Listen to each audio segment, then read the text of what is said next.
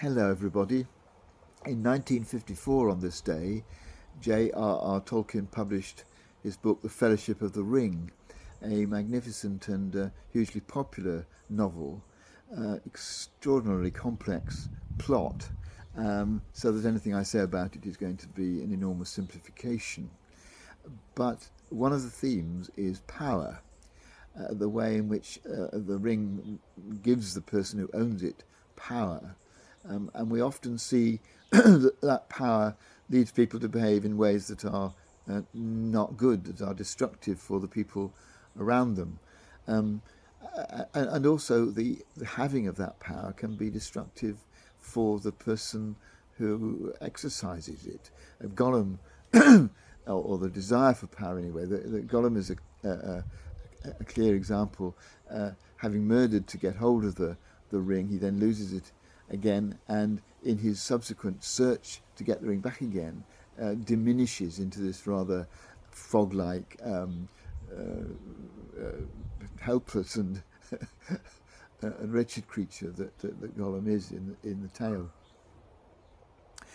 Sadly, I think it's true that power exercised and owned can often lead to corruption.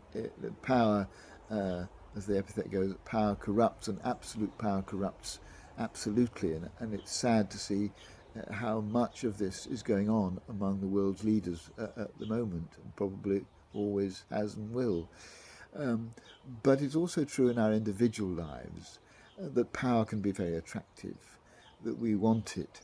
We want to sense that we have some significance. It boosts our ego, to feel that other people listen to us and do what we say, that we have some influence on others, and we can be controlling and manipulative in order to convince ourselves that we have that power over other people.